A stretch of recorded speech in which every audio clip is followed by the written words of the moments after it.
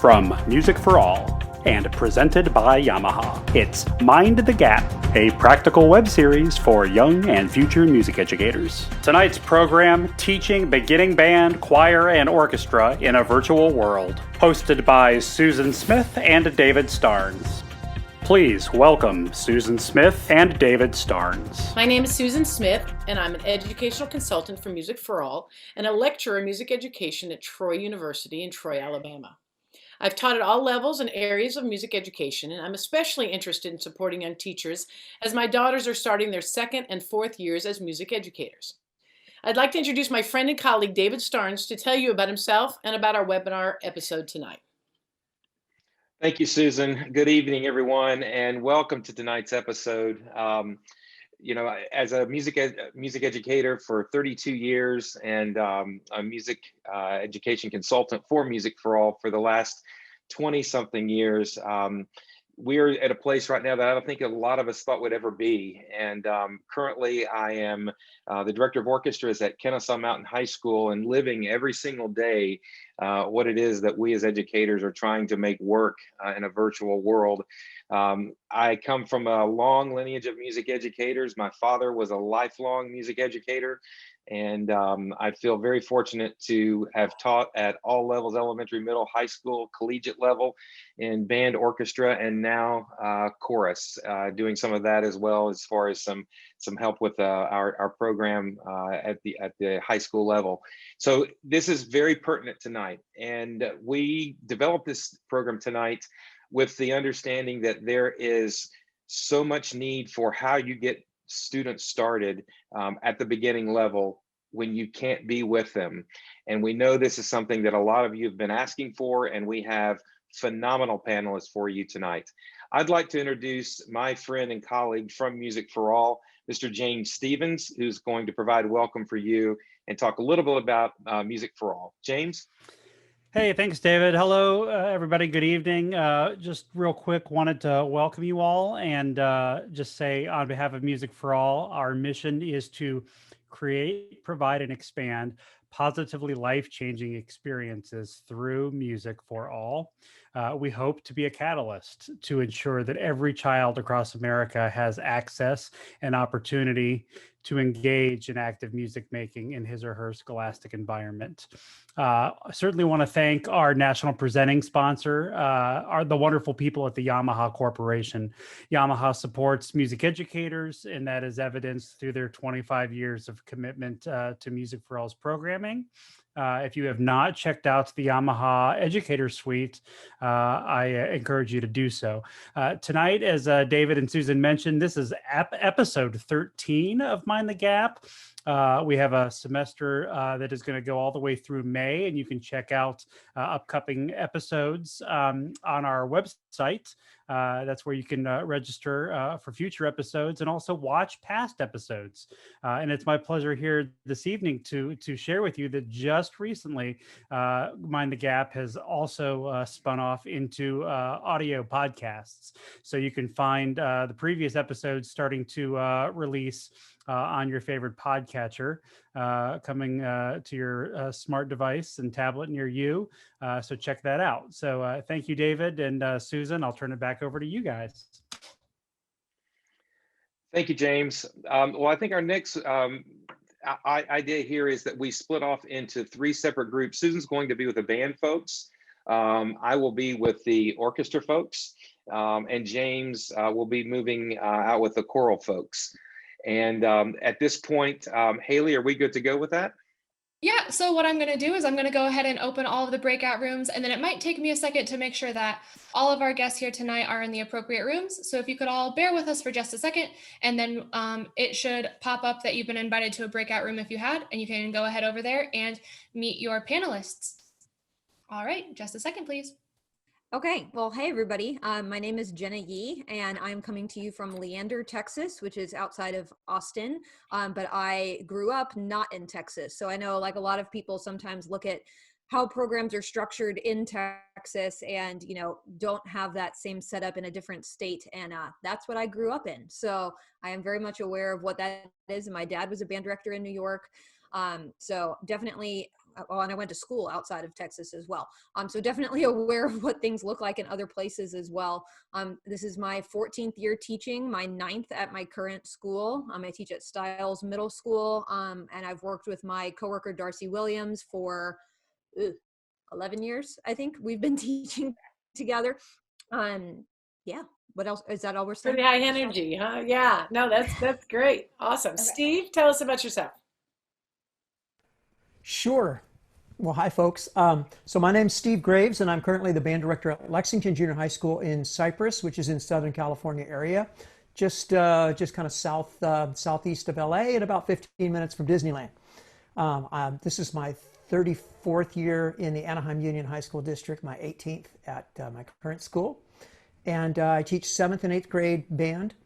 I also serve as an adjudicator, a clinician, do a little bit of composing and playing every chance I can get, which is not a lot lately, but every chance I get to do that and run a little bit. And a special award recently. What was, you want to share that? Yeah, along with my my buddy, I see his picture down below me there, Matt Pervino. We were awarded outstanding middle school educators in Southern California by the Southern California School Band and Orchestra Association at their conference about a week ago. So fantastic! Congratulations! Humbling to be honored as such. Excellent. And Jacob, tell us about yourself. Yeah, my name's Jacob Kohut. I'm a band teacher in Fairfax County, Virginia, but as you can see, I serve in the DC National Guard. So actually right now I am in the DC Armory. I found an empty room and cleared it with the colonel to do this webinar meeting for you all. But I teach actually for Fairfax, we actually have a kind of a robust elementary band program because they go through 6th grade. So I actually teach 5th and 6th grade in the morning at Canterbury Woods Elementary School. And then I teach at Frost Middle School, which is the feeder school, which is grades 7th and 8th. And I teach there in the afternoons with Danny Tillman. This is my 11th year teaching in the county. I'm not originally from this area, though. I grew up in Michigan, Saginaw, Michigan, which has more of a traditional middle school program where you start in grade 6 and go through 8th, and you meet every day. In Fairfax, for the elementary program, we see them once a week. Obviously, this year is a little bit different, but that's the typical thing. So they start earlier, but they can be a little bit behind by the time they get to middle school. So it comes with its perks and drawbacks. Having interned there, I remember a student taught there thinking it was just enough to build bad habits to be there once a week sometimes at that age. So, well, thank you all for being here with us. Just for anyone who's not been to one of our sessions before, what we generally do is we come up with an agenda or some questions we think you might be interested in, and then we ask our panelists to talk about each one of those, kind of go around the room.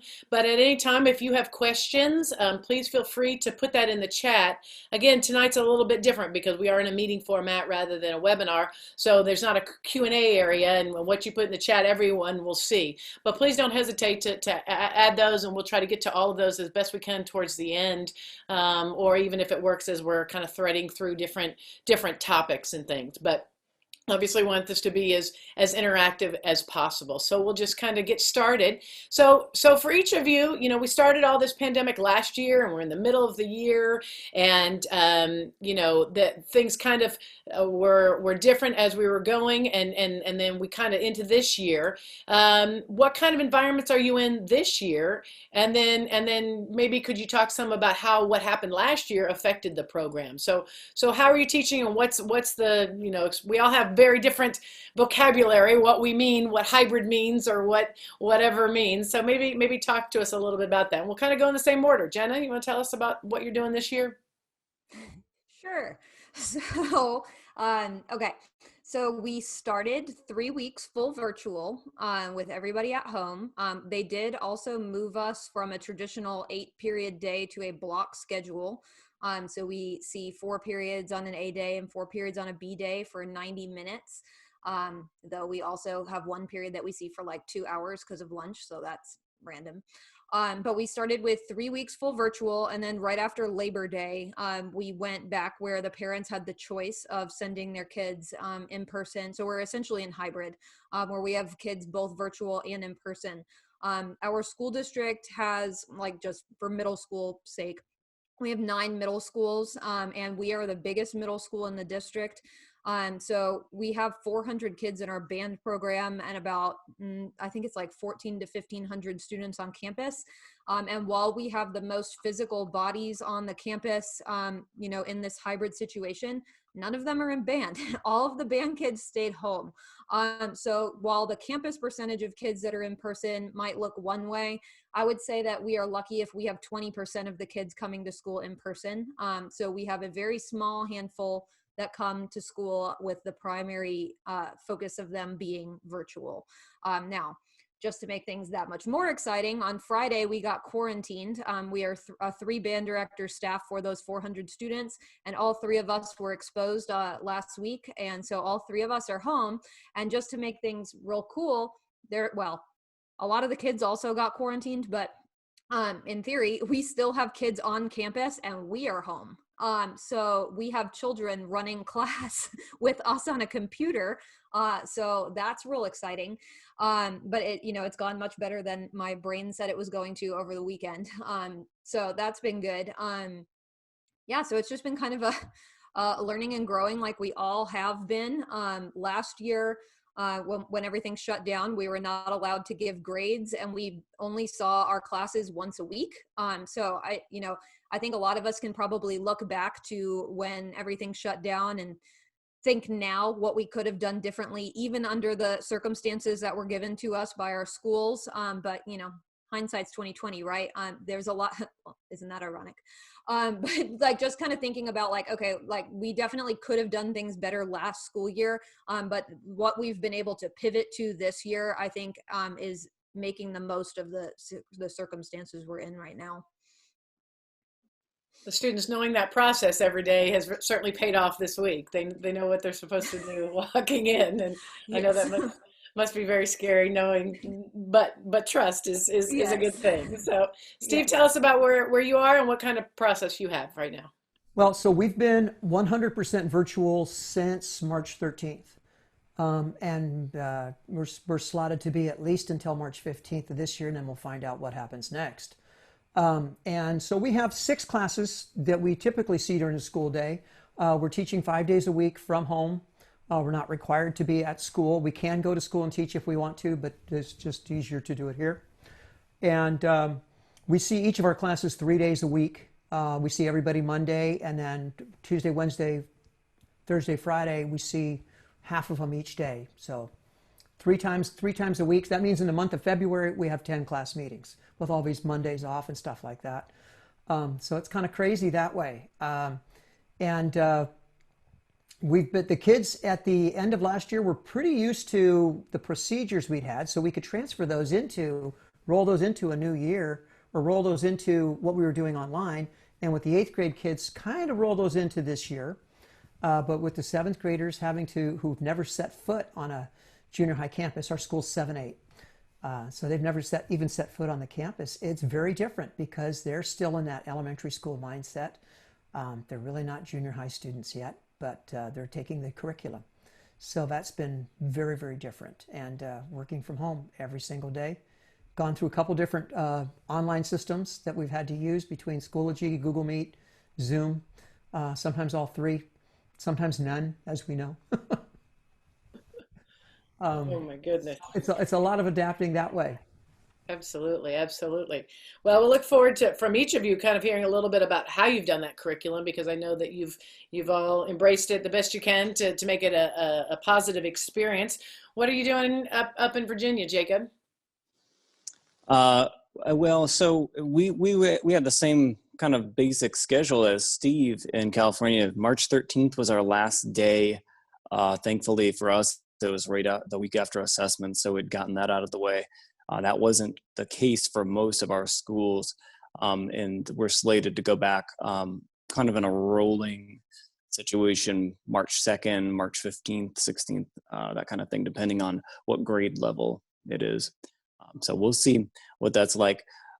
We were all asynchronous between the elementary and the middle school for specials, were considered specials, the electives and stuff like that. High school, my wife as a orchestra teacher, she was teaching classes and stuff like that, but we were all asynchronous. And as you can imagine, the participation kind of dropped out throughout the year in those remaining months.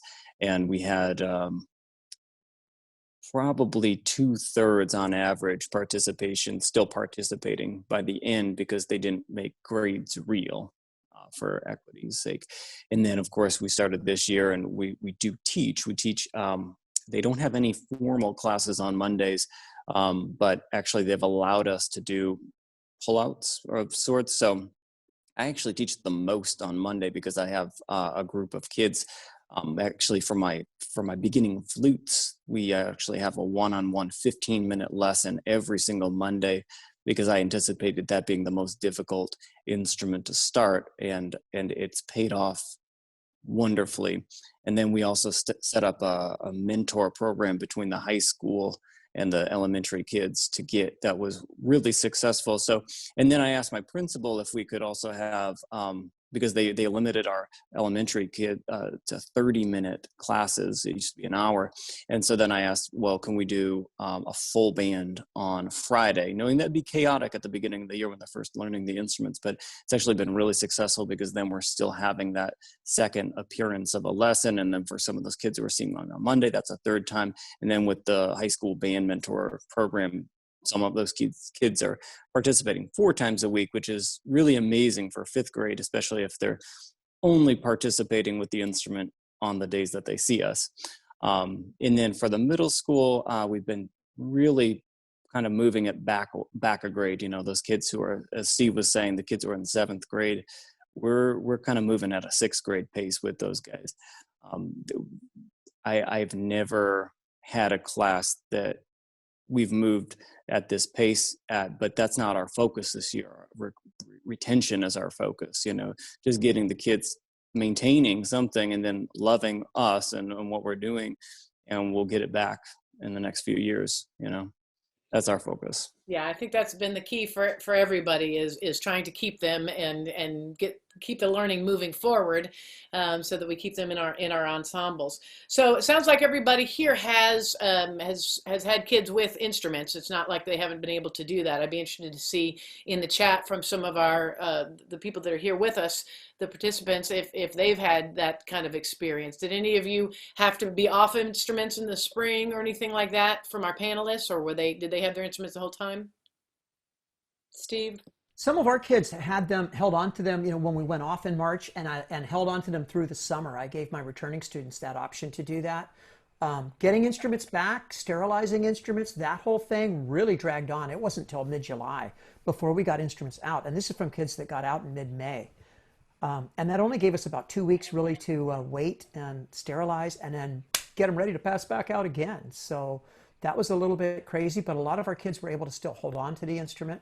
And now that we've doled them all out, we did a couple different pickup days for kids to come up and get instruments, that they have them in their hands. Keeping them working is another thing. Fortunately, I live in the community where I teach, so I've done repair drive-bys, accessory drive-bys, all of those kind of things.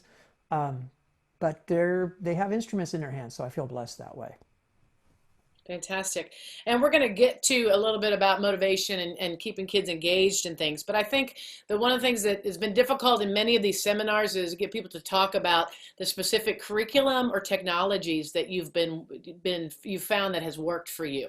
I know most of you have probably continued to use the books that you already used, but how to use those effectively and what kind of pacing, or have you been able to keep up, and how you've kept them engaged that way. So if you could talk a little bit more about just specifically curriculum and also the technology that you've used, what's worked well and what hasn't worked well for you. Jenna, let's go to you.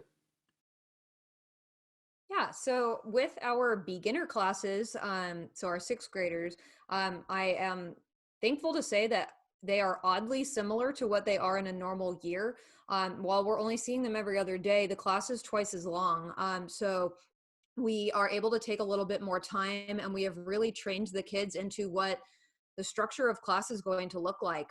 So we use Zoom and we use Google Classroom. So anytime that we have a handout that we need to give them, we put it in Google Classroom, and they are supposed to print it out, though I know some of them are reading it off of their computer, but we make it work. We are still using Essential Elements, which is the book we've always used, but we actually were kind of joking the other day, Darcy and I, that Essential Elements is almost our supplemental material, and what we are teaching that is like handwritten exercises is actually the bulk of what we teach. We have our rhythm charts that we do for theory and everything, but a lot of what we're doing is written out exercises that are instrument specific that we've used every year. And with the beginner classes, we have been able to basically structure them very similarly to a normal school year. Our assessment looks different, but the way that we start with playing together, we have the kids that are on Zoom are all muted, and the kids in person are obviously playing. And we're playing. So right now it's just, us versus the class. And when we want to hear a kid, like if I have if y'all were my class, say like, okay, I'm going to hear everybody play this.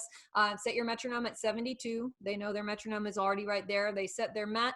And maybe while my virtual kids are taking care of that, I'll have a kid in person and be like, all right, Johnny, let me hear these two measures, and they count themselves off. That was something very beneficial, as silly as it is, was teaching them how to count themselves off, like the very beginning of playing instruments. Like the first notes they ever played, we taught them to go down, up, ready, set. And that has fixed so many problems that we're like, oh my God, why have we not taught kids this all the time? So that was a really simple adjustment. And while I'm having a kid in person play, I'll say like, all right, and I'll look at my Zoom and I'll say, so-and-so is up, this person is next. And they know that they're going to unmute next, and they're just ready, and it's in rotation. And they're used to it at this point. And the flow has been really good. The 7th and 8th graders is a little bit, I think that is where class has definitely shifted to looking quite a bit different than normal. But with the beginners, I think trying to keep the normalcy, and everything's so new to them that like everything is engaging because they haven't done it before. And having their cameras on and really interacting with the kids gets them more comfortable. And I know later we're going to talk about assessment, but that kind of comes into play as well. But I think just trying to keep things moving fast and giving them classroom procedure of what it's going to look like and what the virtual unmuting process is going to look like makes a big difference. Awesome. Thank you for that. Jacob, I'm going to go back over to Steve real quick, and then we'll come back to Jacob. I just remember vividly talking about and seeing that video of you starting those beginners, Steve, on Zoom, just going down the line and being able to call their name. I think we all, because you posted that so early, I think that that was really very helpful to a lot of people. So tell us about your process and the technology you're using, and also the curriculum. Sure. Well, I think the important thing is, it's so easy to focus on what we can't do because of this, but I think the more important thing is to focus on what we still can do. What can we do? We can still learn. We can still listen. We can still read. We can assess. We can correct. We can play. We can demonstrate. We can watch. We can share. It takes a lot longer. I call it reverse dog years. How 1 year in a dog's life is like 7 years to them. It's like for us, 7 class days is like 1 class day of getting stuff done. So you just have to allow time for things. But there's also some advantages that we have, like Jenna was mentioning, kids with the Met. Well, you've got every kid in front of a computer now. I have never had this many kids with that Met right there, or this many kids with the tuner right there, right next to my face on the screen. Mute. Oh my gosh, what an advantage is mute. Whenever could you have the whole class? Okay, I want to listen to this one kid. Everybody else just practice. Well, it would be cacophony. But now they're doing what they normally would want to do in class, but they can do it. And so that's an advantage. And a lot of us, I have to remind myself to tell them, do this right now while I'm listening to so-and-so, so that they use that to their advantage. And that's something new, but it is an advantage. And we have to be thinking about things that way. What are the advantages? What's the thing we've lost? We've lost physical touch. We're not right there. Public performance, the immediacy of feedback. But we could still give feedback. It's just those things take longer to do. So what are the adjustments we've made? We try to do more with less. My mantra for the year is make more music with less notes. It's kind of funny to hear, there's a post just about every day of somebody going, do you feel like your kids are behind? Behind what? There is no behind this year. There is only where you are. The fact that you've got kids making music through a screen is a miracle of modern technology. And so this year is just going to get thrown out. It's going to be a bonus year. And so everything that we're able to do with the kids, I just count as a blessing, So we're just trying to do less things, but try to achieve more music. It's interesting, when you figure out what's really important without the stress of performance, of going to contest, of going to festival, all of a sudden it's like, oh wait, I can take a little more time to focus on does every kid does this rather than is this performance perfect? And so that's kind of nice too. Assessment has changed. We have 40-minute classes. So Jenna, I envy those longer times that you guys have. Sometimes you talk about it being so long, but with 40 minutes, it's really hard to stop and go, let me hear you, and then wait for the 3 minutes for the child to find the mute button. Let me hear you, call the child's name out 10 times, they're not there.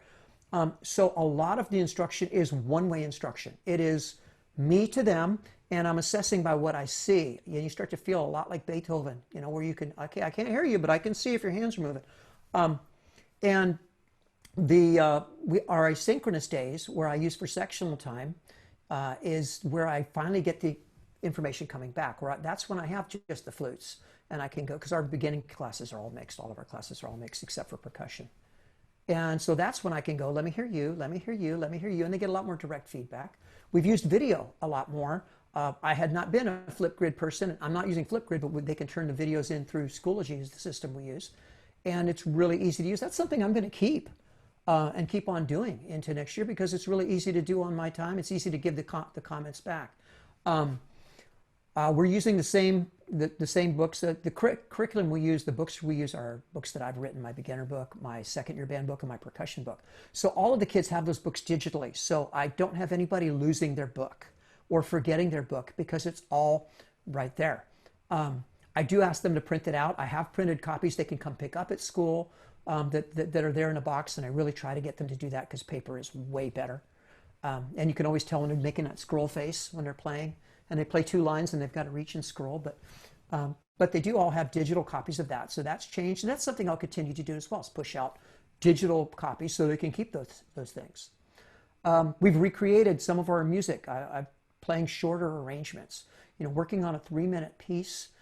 When you only see the kids for 40 minutes and you see them 3 times a week, you're going to be playing that piece for months. So I've tried to take shorter works or create shorter works. That's led to a lot of composition lately, is just creating shorter things for my beginners because we can have a sense of completion, a culminating activity at some point. So that's something we've done that's a bit different. In terms of the technology we're using, Zoom has been great. YouTube, a ton of videos to start our beginners. That was one thing. Our cadre of band directors, there's 17 of us in our district, and the junior high guys, there's 9 of us, started right as soon as the summer began, and we realized that we were going to start the year doing this. We started scouring the internet for videos that would work. What are the things we can push out? And we got a collection of things that we all shared. And that's really helped. That's something I'm going to keep too. That kid misses a day, hey, you need to watch this. Or even before they start. My first beginner day was way smoother than any of my first in-person beginner days because they'd all watch the videos. That was amazing. I'm keeping that. We've used smart music. It has its good things and it has its glitchy things. But by and large, I will hang on to that. Little cool little things like boom cards, which are just a really fun little thing, easy way for the kids to study. I'll keep that. I know Jenna, over in your neck of the woods, you guys have your kids hand draw those cards out all the time, and that's a big deal, and I value that. I've just done an e-version of it where they're going through those, but love the hand drawing thing. What else? Kohoots. The kids love Friday Kohoots, especially when you put stupid stuff in there. And Connor, you asked if I could share the collection. A lot of it is in our district, our resources in Schoology, but I will pull out as many of the names and such that I can find. That'd be great. Um, Yeah, you've done sure. so great about sharing to the middle school band directors page. Yeah, yeah. A really good source. Amarillo Music puts out a lot of just general videos about your instrument. Those are really good. There's a guy named Dr. Selfridge puts out a bunch that are really, really great. A colleague of mine, Rich Gordon, his YouTube site, Mr. Gordon, has a lot of just fun videos for class. I've done my own percussion series on my YouTube page, which pretty much is a startup set of here we go and here's lessons from there as well as some more advanced lessons. But yeah, I can dig through there and find other things that we've used for that too. Um, but that's kind of how we've made the adjustment. Lately, we're running class a lot like class goes, but it's taken a long time to get there. We learned. I think a lot of folks hit this curve where they learned really quick, or maybe we took us a semester to figure out. Stop doing so many assignments. Start having the kids play more and assess with smaller chunks of things. And learn to assess quicker, learn to assess with smaller things, learn to have them turn in less and spend more time playing. When I finally started doing that and my kids said, "You mean all you want us to do is practice?" That's all I've ever wanted you to do. I mean, what an epiphany. We had to get to that, to just stop assigning so many check boxes. You mean all I got to do is play the thing? I could do that. Mm, Wow, that's what it took to awesome. get there. Jacob, I have to admit, when he said Kahoot, that's how I thought I should say your name because of that, because of the Kahoot for sure. I know the kids love that. Tell Yeah, us it's what a the kids common did. mistake. Common mistake. It's Yeah. okay. Yeah, Kohut. So yeah, I mean, like, I love hearing what these guys are doing and what other folks have been doing. I'm kind of all over the place. I don't even know what to address here, where to start with. I guess I'll just start with what Steve was talking about last. And that's the videos for beginners. The Army Band has put out a fantastic series on YouTube with at least half a dozen videos per instrument.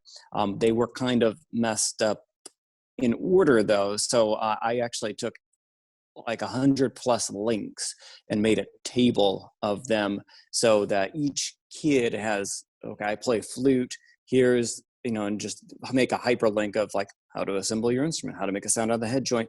And they had to go through and click through there. I can share that table with you as well, or folks out there, because I'm going to use that in person always and forever. I'm going to always go back to that resource, because this, honestly, it's been the smoothest transition into beginning the instruments. Half the time I've got some hotshot who learned how to put the saxophone together at the music store. I'm like, no. Let's learn it together step by step. And here we are, like, begging for that to happen, essentially. Like, oh, you know how to put the instrument together? That's fantastic. You looked up a video on YouTube. You are an expert. And I had tons of that. I had hardly any student who struggled with that, because we had such good resources with the Army Band stuff, and then stuff they just looked at online. And we did read checks, we did posture checks, we did all the basics too. But I found that they were very well prepared and very well informed this year over other ones, and then we didn't have to spend as much class time with that. So that was amazing.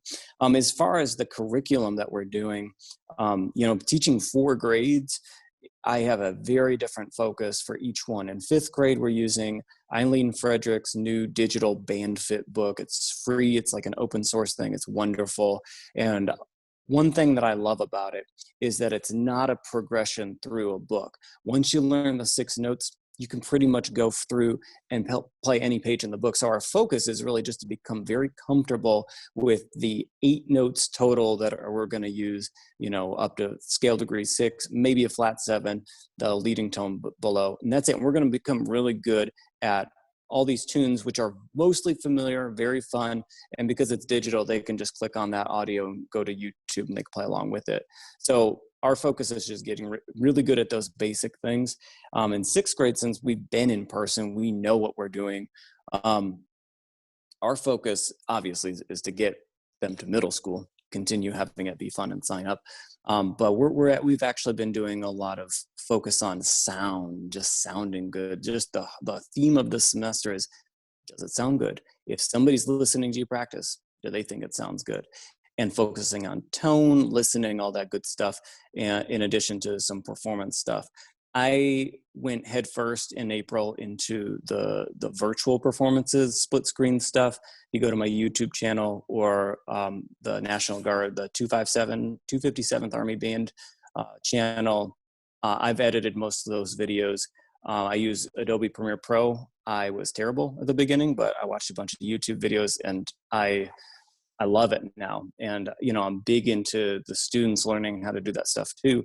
We use OpenShot as a free download in class. And if you go to my website, jacobcohutmusic.com, you can see the tutorial that you can share with your kids on how to do a basic 2x2 split screen video with a most basic arrangement. And I know we're all doing basic arrangements. Like, you know, Steve's a composer. He's putting out basic stuff, you know, like I'm, you know, 90 minutes before class going down to the keyboard and coming up with a quick tune and just putting it in the finale and saying, okay, this is our new band piece that we're playing, because it's only 16 measures and we're going to finish it by the end of the week.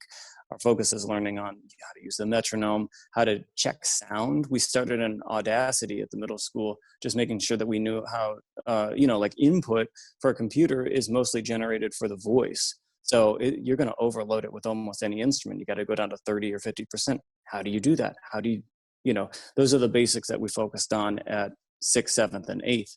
With our 7th graders, we've been going extremely rudimentary with making sure the counting's good, posture's good. It's just 6th grade plus. You know, that's our approach with that. But with the 8th grade class that I'm leading, I'm only with one of the 8th grade classes. It's with the lower kids. All right. So, you know, if you have 2 8th grade classes and one's the lower one, you know, there's a special spectrum of kids in there. And I think a focus for me personally has been to just get them to high school, make it fun, but also make sure that by the end of each 80-minute class, their face kind of hurts from playing. So make it fun, but wear them out still so that we get that performance in.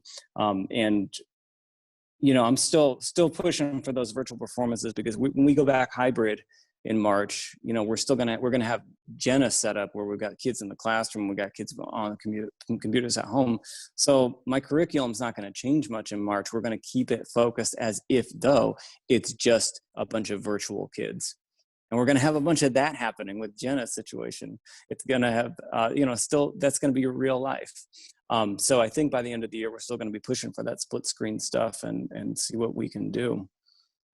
If I miss anything, yell at me. Good. I think I got everything on the chat box. I think everybody's loving hearing all of this. I would ask all of you to share, like in the chat, your websites or your, you know, podcasts and things for people to be able to check out if they have not done that yet. I'm kind of reminded, as we've been doing this for some time, and also as we started beginners online, that there's going to be some need for remediation. Are you finding that that's something that you can do quickly and easily with those students? I got to told a story on Jenna and Darcy. I remember Darcy saying, you know, that it was a kid who had their foot backwards or their hands backward for a week or two or a quarter or something. They just didn't notice. And I was like, see, if they didn't notice, it's okay. It's all right.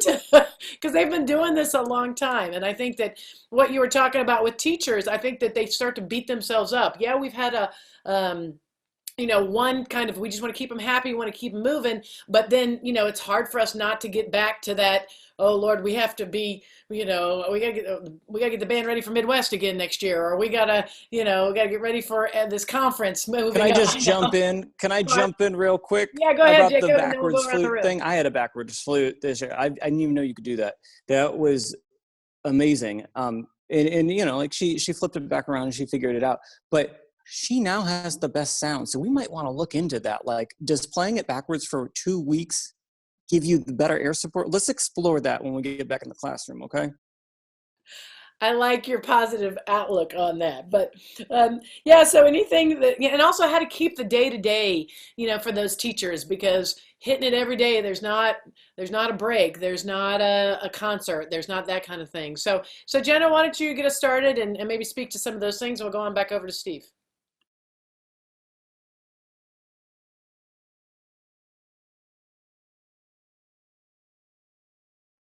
Is that my internet that's crazy? I don't know. Susan, I yeah, can't tell what maybe. you I'm said. good. You I can't hear her either. She's frozen on my end. I thought it was me. Oh, sorry. Can you guys hear me? Okay. Sorry. Let's take over. Yes, Uh-oh. now we can. Okay, sorry about that. Jenna, I was trying to throw it to you. Hope it's all okay. It's still a little bit choppy, but. Can you hear me now? Oh. Usually when I get a kid that's frozen or they tell me I'm frozen, that's when I play Let It Go. Sometimes they do it on Back. purpose. How's that? Okay. She back? Yeah. Any better?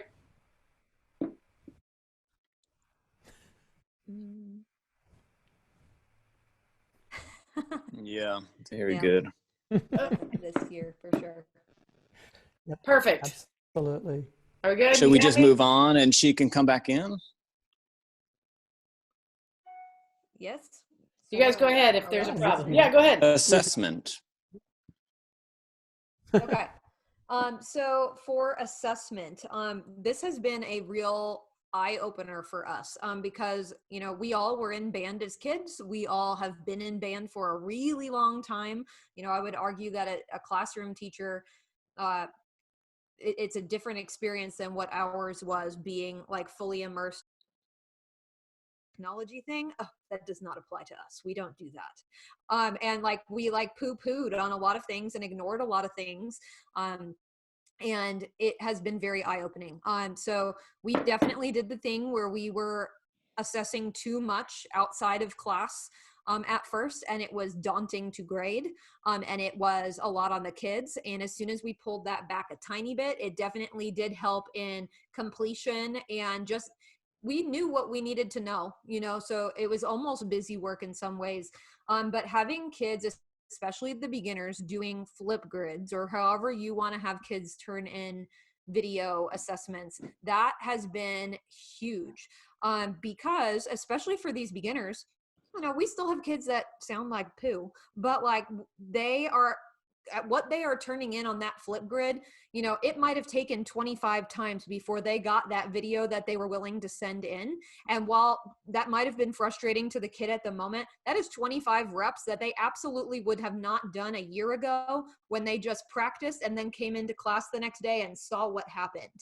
So it's building in additional reps for most of the kids, because I think we have very few that just do a quick take, especially a beginner, and just move on. So it's actually encouraging them to practice and get it to a point where they're like, all right, I'm ready for her to see this. And so they're getting those built-in reps. And by having that as like the only way we were truly hearing the beginners regularly at the beginning, I really think that that's paid off quite a bit now, in their, like our brass kids' ears, their ability to change partials, their awareness of what partial they're on. With the woodwind kids, you know, I only have one woodwind class personally. All of my other ones are brass. But my flute class, being able to do, you know, their flexibility exercises and everything, they just have more awareness, and that has been really neat. You know, on the other side of that, now that we have started doing some like on the spot assessment of them, we have a little bit more, they're not used to having to do things on command. So that's going to be something that we definitely are training back into them as we start transitioning back into school, you know, maybe as more of them are coming in. But I won't trade the benefit that we got from those additional reps earlier in the year. So I think that this is something that we definitely plan to continue, because it's just a different way of them practicing and a different way of assessing them when everything we've always done has been live. So definitely kind of having a balance of those moving forward is going to be really huge. Something else that's been really big for us, which I know Darcy shares these, are our, one second, bud, are our rhythm sheets, because a lot of times I think we were assuming that there was depth of knowledge. Sorry. What? Yes. Yes. No, Mama, no, you don't even know. You can have dessert. I'm in the, No, there. Mama. We'll let him. Can Okay. Do you want us to come back? Yes, go ahead. Okay. Sorry, my husband is also a band director and he has a booster meeting tonight. So, Absolutely. and he's We've at got it school. all tonight. It's just Yeah, perfect. I know. He was like, "Oh no, I'm not home." It's like, of course not. So, but with the rhythm sheets and with counting and with all of the things, I think we sometimes took for granted that what we were hearing from a group meant that there was depth of understanding, and really the kids that didn't understand were hiding. And that goes with basic skills of counting, being able to write in count. We just took for granted that because the bulk of what we were hearing was what we wanted to hear, that everybody was good. And we have quickly learned that that's not true. And been able to fix it faster, where I think we were getting kids into 7th and 8th grade that were missing skills because they hid behind the kids that were doing well. So that's been a big keep for us too. Awesome. That's fantastic. To individualize instruction even more. I think that's something that we can all take away as a plus through all of this. Steve, I'm back here now. I can. Yeah, give it you're to coming you. through Go loud ahead. and clear now. Well, yeah, I mean, just piggybacking onto what Jenna said too. It's definitely showing now more the individuals than it is the group, because it was so easy to lose those middle kids or the lower end kids in that group sound. But one of the things I notice about assessment now, doing it this way, is, and we do it a similar way through the videos and a little bit of dipsticking during sectional time, sometimes during class. But the kids are very polarized. There are the kids that are getting it, and there are the kids that have checked out for a while and maybe, are holding on to a flute but not showing you their fingers. They're very, very polarized right now. It kills you, because the kid you can't teach is the one you don't see. The one you don't see, the one you don't hear from. And I read posts from directors all over the place, all going how sad and how bad it makes them feel. But folks, if there's anybody listening to this, it ain't you. You love the one you're with. Teach those kids that are in front of you and assess those kids and work really hard with those kids. I try to let all the kids know that, hey, every single gray square that's on my screen here, you're all welcome, and I'm here for every single one of you. But those of you who I can see and I can hear are going to get the most benefit. And you work really hard that way. So assessing the kids via video has been a thing. I've learned to assess smaller chunks of things because it takes less time to do. And usually you can tell. We've also focused more on just those fundamentals. What are the things that, okay, when we do finally get back in person, what are the things I really want these kids to know? If they know anything, what are the things that they really need to know? It's not these 5 pieces of music. It's what are these fundamental skills they need to have. We've also had a chance to assess some different things, their ability to go through and listen to some different kinds of music, to go through and do some different YouTube kind of assignments to learn a little bit more about music rather than about these pieces of music. And so I think that's given us some freedom to do some different things. I hope as the teachers will continue to take that with them. It's kind of been one of my mantras that we don't teach the title of our ensemble. We teach music, and I think that we would all be further ahead if we kind of focused on that. So there's been some pluses, obviously, Yeah. the pandemic of things. It's made us all kind of reevaluate how much technology have we all learned in the last little bit. And I've had Zoom problems and another Web Express, I don't know what it was, problem this evening on things, but you just learn how to troubleshoot, and it helps us and it helps them as well. Jacob, tell us a little bit about how you've been assessing.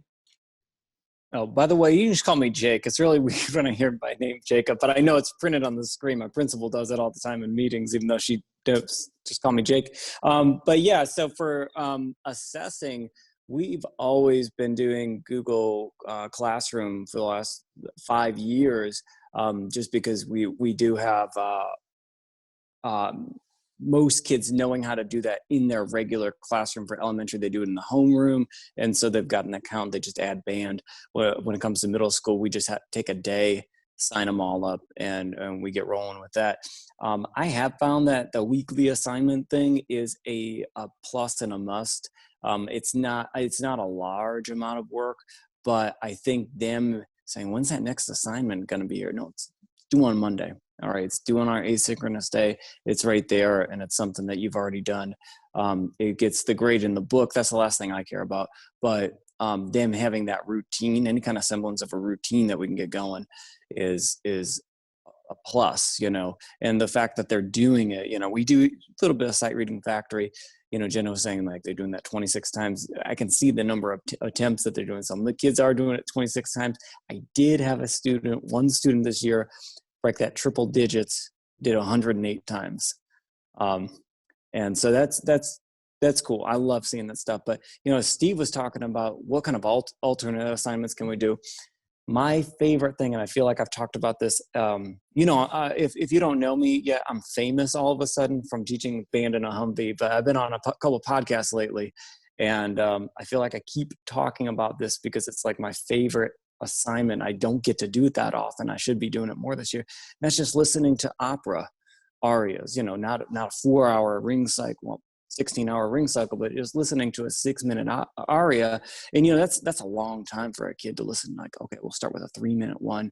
What did you notice? And like, that's a great in the book. You just send me an email and you just type a paragraph, 3 to 7 sentences. What did you notice?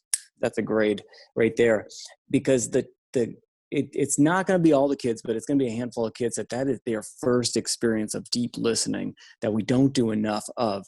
And the responses in the chat box are amazing. And I have done this in person, but just like the look on their face and doing deep listening in the classroom is my favorite thing, because it's this communal event where when you go to a concert, you're all facing this way, but in the classroom, we get to kind of go do this. And we look at each other as we like, oh my gosh, I didn't know the human voice could express like that, because we are holding these instruments that actually can't express like that human voice.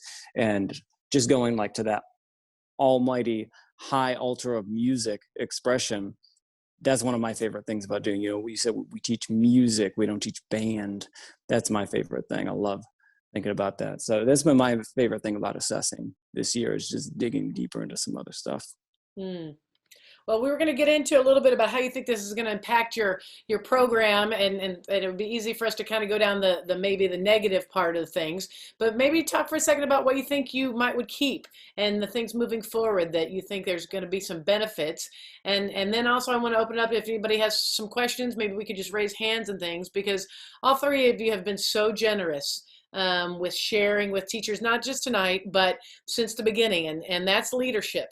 You've all been mentors to young and experienced teachers, not because somebody told you to or because you had to, but you wanted to share and you wanted to help, and you were servant leaders, and we really appreciate all that you've done. But how do you think that it's going to impact you positively moving forward? What are some things that you're going to use? I tell you, one of the things I'm definitely keeping was the very first assignment I gave my kids. And it was out of the necessity to know how to turn in a video. And I had them give me a 30-second video introducing yourself. And I started out giving them one of me, and they sent one back. And before those kids, before I saw them in class, boy, were there some personalities I was aware of right away. I think I'm keeping that every year, because I'm terrible with names. But boy, I know some of these kids better right now, just from their little square on the screen and the personality they showed me in that video and the way that they interact every day. So I'm definitely keeping that to get to know the kids that way better, for sure. Jenna? I mean, to be honest, there's a lot of things I think that we will keep from this. I think little tweaks to things that got monotonous and mundane, whether it comes to how we safely placed kids on instruments, and it was like, that was pretty unsanitary how we used to do that. We should probably tweak this a little bit. So making tweaks to like little things like that. Like we said, kind of having multiple ways of assessing as opposed to just live all of the time. Some of the rhythm assessing that we've been doing, something that we've always been very conscious of and is proven to be very important this year and absolutely moving forward, is just how truly important student relationships are, and connecting with kids, because at the end of the day, that's what we do. Like, band is our vehicle to get there, but we are connecting with kids and we are building them into better human beings and silly human beings, and allowing them to be what maybe they can't be in their math class. And that has been huge, going back to last March, being able to laugh with the kids on the computer. And, so taking it to like the 7th and 8th graders who were playing Granger, before the pandemic, and are now muted on a computer, the ability to laugh with them and have those jokes and be silly and play Kohut, where we like throw each other under the bus, and just having those connections is going to get them coming back in a year like this, but it's also going to have them coming back in a year when school looks normal. I mean, like, don't get me wrong, I'm going to be so pumped when all of my kids are sitting in the room. Like, that is going to be awesome. But I think we really have to take relationships with our kids and how important that is moving forward, because it's so easy to get into the drive of what we have to accomplish and what we have to get in them, that we don't sometimes realize what we can get out of them, because that fills us up too. I mean, I personally picked middle school because they're so weird. Like, they say the weirdest and do the weirdest things, and it's hilarious. And that's what makes the job fun. So whatever we can do to maintain that, I think, is probably one of the most important things coming out of this.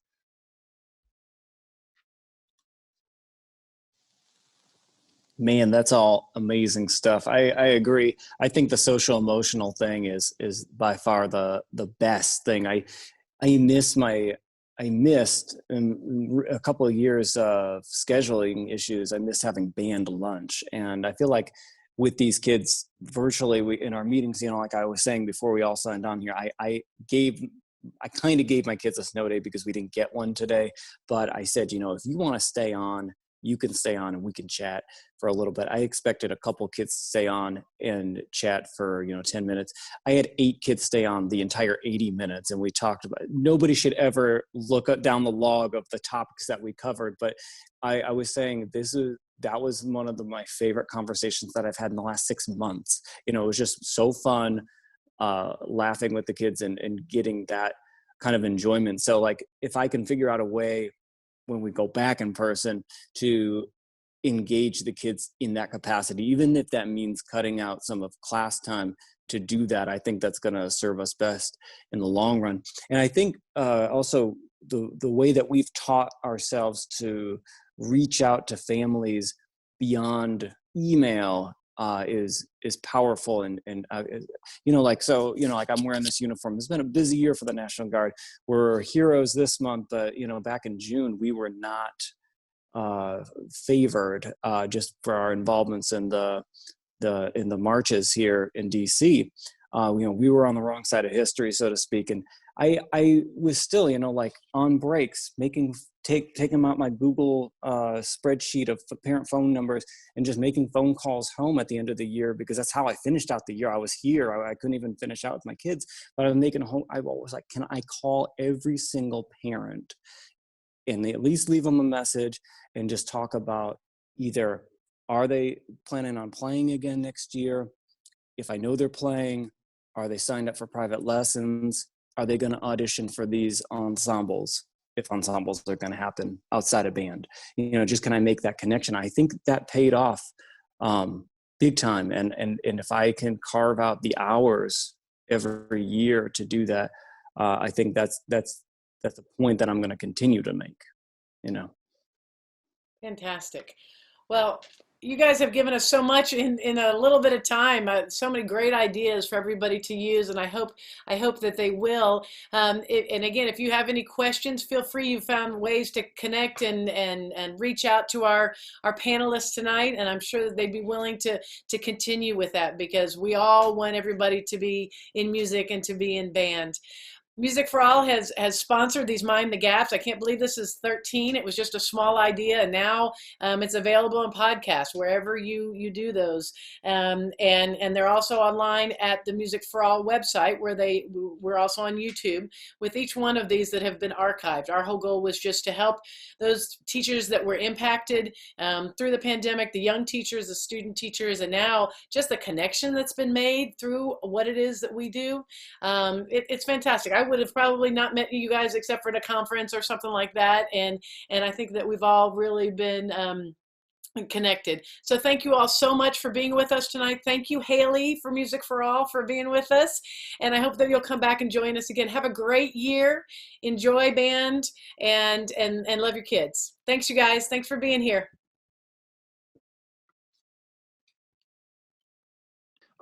So my situation's a little odd. I'm new to the district. I'm still in my grad school program, so I'm part-time online teaching 6th and 7th grade.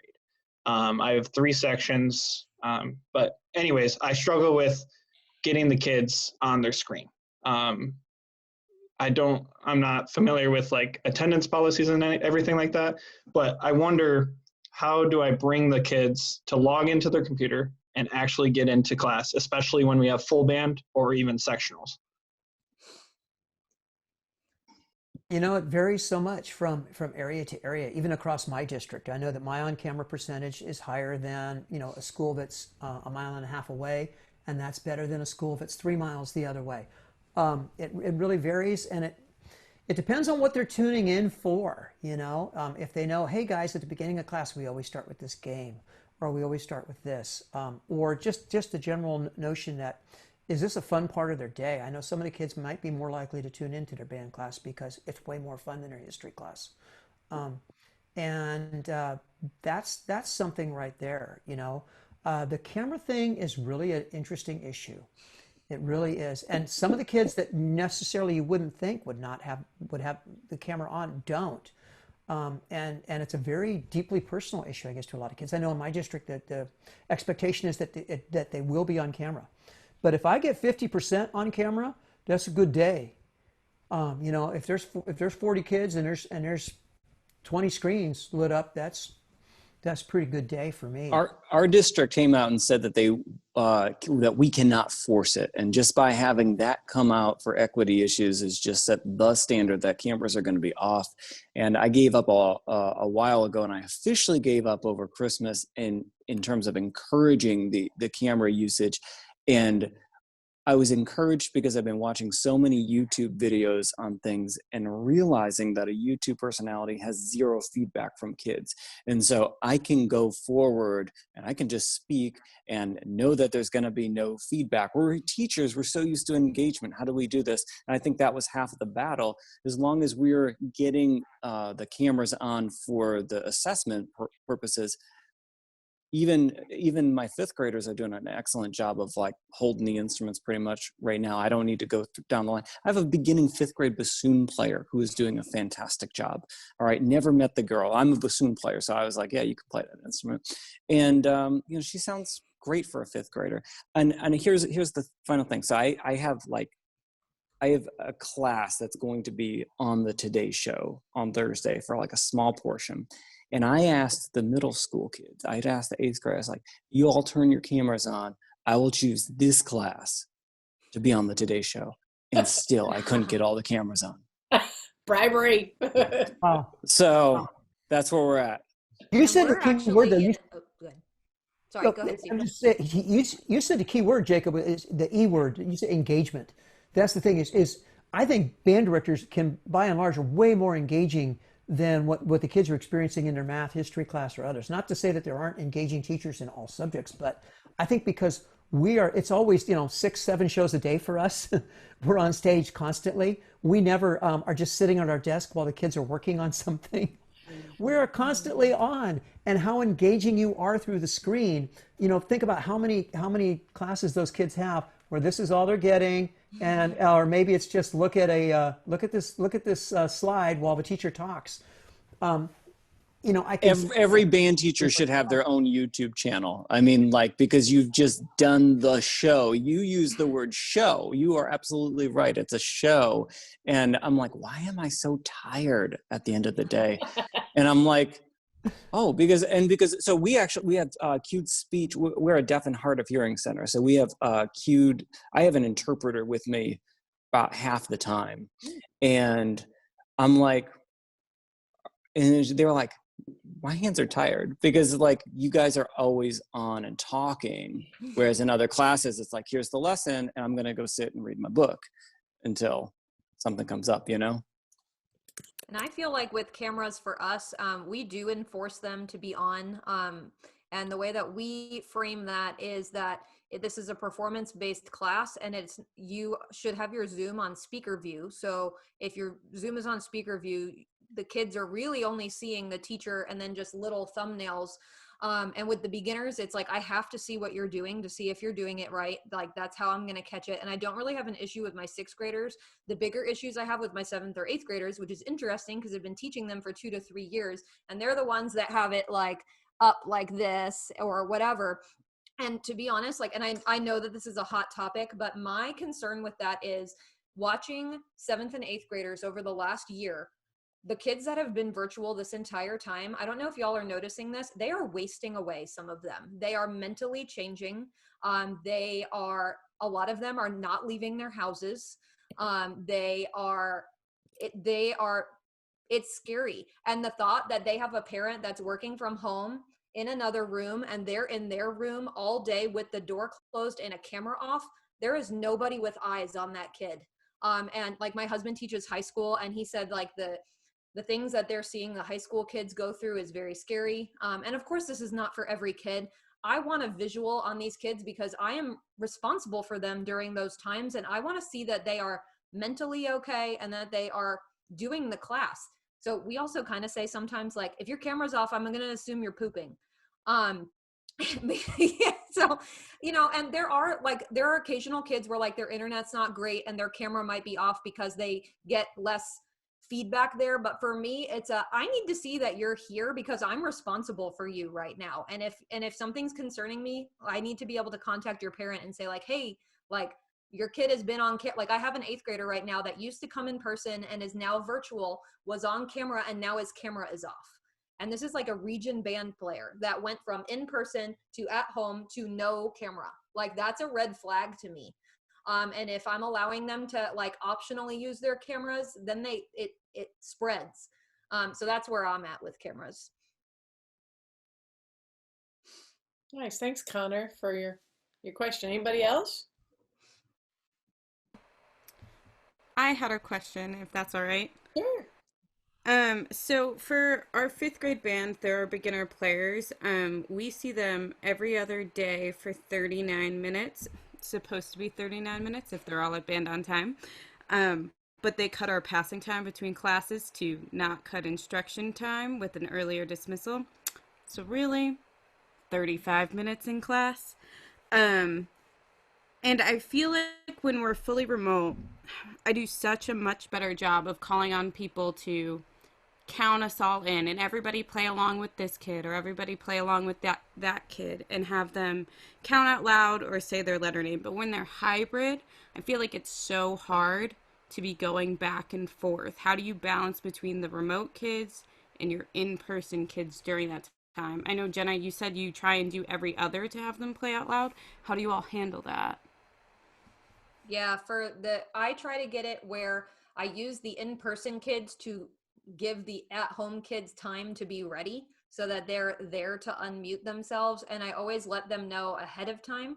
But like, so with my 7th and 8th graders, I have, when they're not quarantined, because that's my class that had the exposure, there are about 25 in person out of 74. And I definitely will gravitate towards the kids that are in person, especially the kids that are on like screen 3 of Zoom. So I actually bought on Amazon those like plastic sheet protector things, and I have a class roster in there, and I use a dry erase marker and I mark off which kids I'm calling on. So yeah, so that I don't keep calling on the same kids over and over again. And that's another way of like doing a checkpoint on kids too, so that if I have my trombone player that's like wasting away, I can email his mom and be like, hey, this is what I'm noticing. So I think it's just kind of preparing them ahead of time for when you're going to call on them, and then it eliminates how much time it takes between the muting and unmuting. And if someone's slow, plug in an in-person person.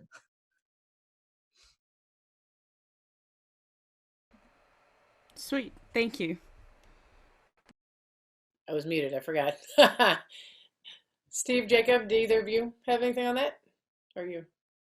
You know, being Well, close- I don't, no, not doing the hybrid thing. We're fully virtual, but I did want to say to 5th graders, make sure, you know, mentally, if you've done it for a few years, there's such a large difference between a 5th grader and 6th grader mentally that you want to give them a huge benefit of the doubt. You know, like I think that in 5th grade, I channel my inner Mr. Rogers for my general approach to things. But, you know, when it goes to those 6th graders, I try to be, you know, Will Smith or something like that, because there's that hormonal change over the summer, and, you know, you just want to give them more time. And, but also my favorite thing, my favorite thing to do with the young kids regardless is, we try to hold a note. You can breathe during it, but it's just the 100-second long tone. You can breathe during it, you play, and, you know, I play along with them. And it just is like this fundamental habit. Like, first thing we're going to do after we do a quick breathing exercise is you're going to take the B flat and you're just going to play it. I don't care if you use 10 breaths. I don't care if you use 5 breaths, but my face hurts. I don't care what instrument I'm playing, my face hurts. And like, I know that their embouchure is developing. I've been doing this for a few years now in person and virtually. And I just love the tone of those kids who take that to heart, you know? So even in fifth grade, that's my favorite thing to do starting in fifth grade, is just get them with, if you do one thing on your instrument today, play those 100 seconds and put it away at home. That's the most important 100 seconds you're going to get on that instrument, you know? Yeah. Steve, did you have anything else, or you? Well, you know, we're completely virtual, so I don't see that that duality and having to do that.